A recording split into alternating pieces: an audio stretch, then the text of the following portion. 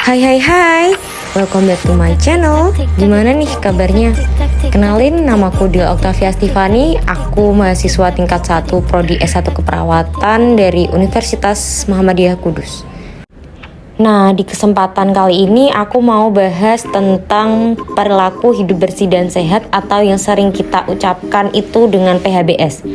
Tapi sebelum kita masuk ke PHBS, kita harus mengetahui apa sih itu kebersihan dan kesehatan lingkungan.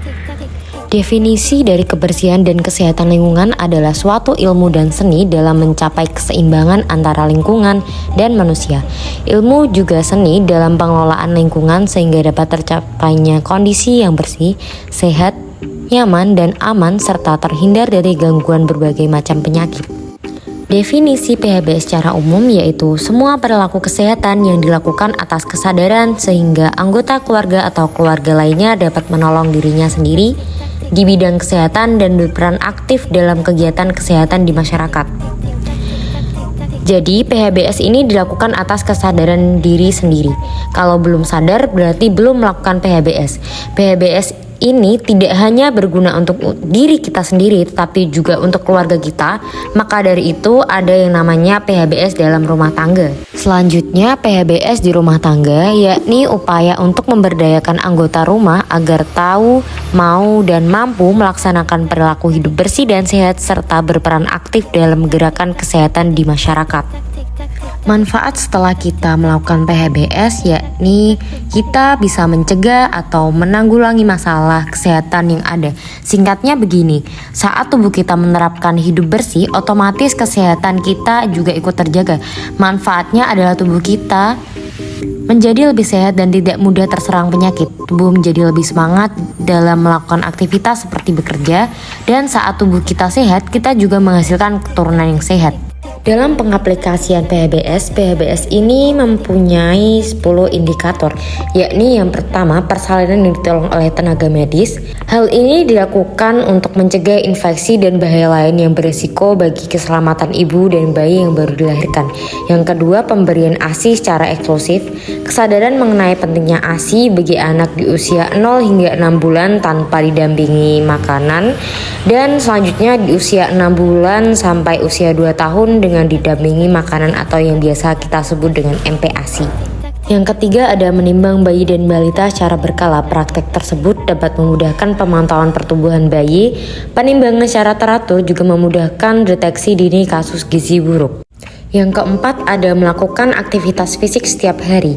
Aktivitas fisik dapat berupa kegiatan olahraga maupun aktivitas bekerja yang melibatkan gerakan dan keluarnya tenaga.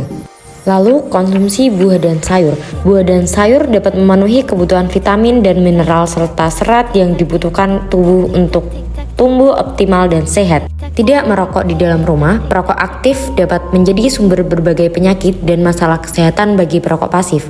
Berhenti merokok atau setidaknya tidak merokok di dalam rumah dapat menghindarkan keluarga dari berbagai masalah kesehatan. Cuci tangan dengan sabun dan air bersih. Praktek ini merupakan langkah yang berkaitan dengan kebersihan diri sekaligus langkah pencegahan penularan berbagai jenis penyakit berkat tangan yang bersih dan bebas dari kuman. Selanjutnya menggunakan jamban sehat dan memberatas jentik nyamuk. Nyamuk merupakan vektor berbagai jenis penyakit dan memutus siklus hidup makhluk tersebut menjadi bagian penting dalam pencegahan berbagai penyakit. Dalam mencuci tangan yang benar, ada 6 step cuci tangan. Yang pertama, basahi seluruh tangan dengan air mengalir. Yang kedua, gosok sabun ke telapak punggung tangan dan selai jari. Yang ketiga, bersihkan bagian bawah kuku. Yang keempat, gosok sela-sela jari hingga bersih. Yang kelima, gosok ibu jari secara memutar. Dan yang terakhir, bilas dengan air bersih. Syarat-syarat air bersih. Yang pertama, air tidak berwarna. Yang kedua, air tidak keruh. Yang ketiga, air tidak berasa. Dan yang terakhir, air tidak berbau.